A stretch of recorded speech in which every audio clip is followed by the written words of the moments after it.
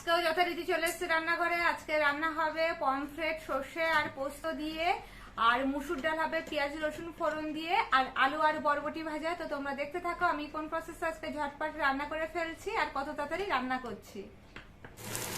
এই দেখো বন্ধুরা, আজকে আমি তোমাদেরকে দেখাচ্ছি আমি কিভাবে সিম্পল প্রসেসে মুসুর ডালে ফোড়ন দিই।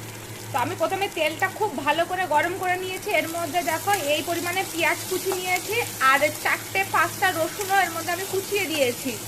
পেঁয়াজের সাথে একটু রসুন কুচি দিলে খুব সুন্দর একটা ফ্লেভার তৈরি হয়, খুব ভালো লাগে গন্ধটা আর কি। এবার আমি এটাকে গোল্ডেন করে ভাজবো, যতক্ষণ না গোল্ডেন হচ্ছে ততক্ষণ কিন্তু আমি এটাকে ভেজে যাবো। আর এই পাশে আমি ডালটা সেদ্ধ করে রেখে দিয়েছি। দেখো আমি ডালটা, মুসুর ডাল একটু পাতলাই যেন বেশি ভালো লাগে। এই যে এর মধ্যে আমি কাঁচা লঙ্কা, হলুদ, নুন, চিনি সব দেওয়া আছে।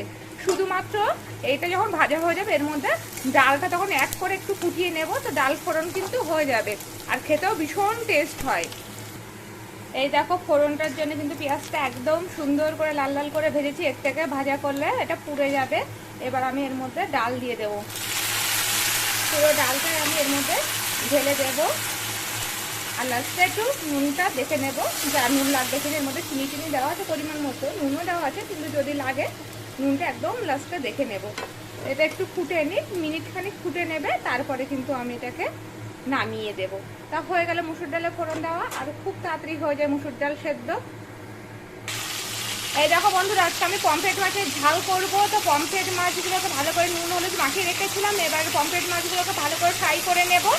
এইগুলোর পরে এইগুলো এখনো ভাজা বাকি আছে, পমফ্রেট মাছগুলো ভাজা করে নেবো। এটা আমি সর্ষে আর পোস্ত দিয়ে রান্না করব।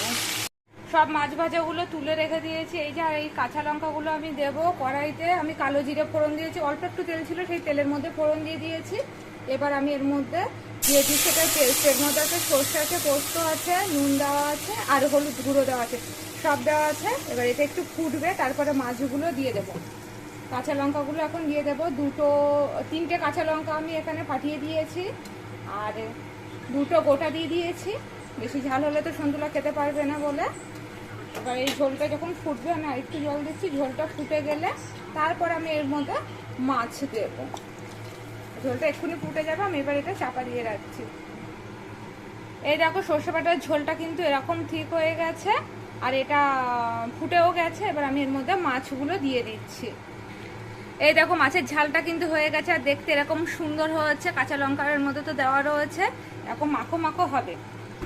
তো আজকে থাকছে ডাল, থাকছে আর এই সর্ষে পোস্ত দিয়ে পমফ্রেট থাকছে। আর এখানে আমি গ্যাসে এখন বসাবো আলু আর বরবটি ভাজা।